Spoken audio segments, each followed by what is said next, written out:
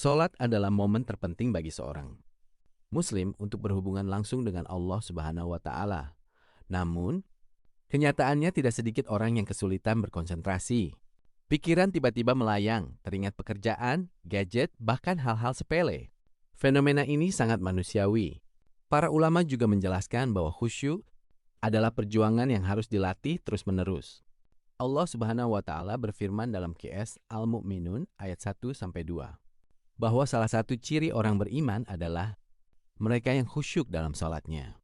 Para ulama seperti di Islam QA dan Yakin Institute menegaskan bahwa khusyuk bukan hanya fokus pikiran, tetapi juga ketenangan hati, sikap rendah diri, dan gerakan salat yang tidak tergesa-gesa. Lalu bagaimana cara melatihnya? Pertama, pahami arti bacaan salat. Menurut About Islam, memahami makna bacaan salat akan membuat hati ikut terlibat, bukan hanya lisan dan gerakan.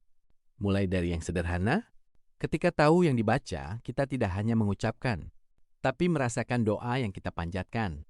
Kedua, pelan-pelan dan tenang, jangan tergesa-gesa. Islam QA dan ulama klasik sepakat bahwa tergesa-gesa dalam ruku, sujud, dan berdiri dapat menghilangkan keutamaan salat. Bahkan sebagian ulama menilai salat menjadi tidak sah jika tidak tumanina. Ketiga, carilah tempat yang tenang dan minim gangguan. Memilih tempat salat yang jauh dari hal yang memecah fokus, suara TV, gadget, keramaian, atau benda yang menarik perhatian. Jika salat di masjid, pilih saf depan agar tidak mudah terdistraksi. Keempat, hadirkan kesadaran bahwa kita di hadapan Allah.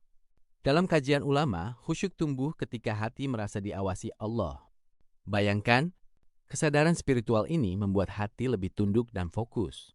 Kelima, lindungi diri dari godaan setan. Ketika pikiran mulai melayang, Rasulullah Shallallahu Alaihi Wasallam mengajarkan untuk membaca A'udzubillahi minasyaitonirrajim. Gangguan pikiran saat sholat sering berasal dari setan. Maka berlindunglah dan kembalikan fokus perlahan. Keenam, perbanyak zikir dan tilawah di luar sholat.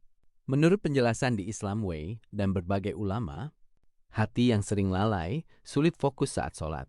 Hati yang lembut akan lebih mudah khusyuk. Ketujuh, manajemen pikiran sebelum sholat. Beberapa rekomendasi, persiapan sebelum sholat menentukan kualitas fokus di dalamnya. Khusyuk itu proses, bukan sekali dapat langsung sempurna. Khusyuk bukan kemampuan instan, tapi latihan seumur hidup. Imam Ibnul Qayyim berkata bahwa hati kadang hadir, kadang lalai, dan perjuangan untuk terus mengembalikan fokus adalah bagian dari ibadah itu sendiri. Semoga Allah membantu kita untuk khusyuk dalam setiap sholat. Amin.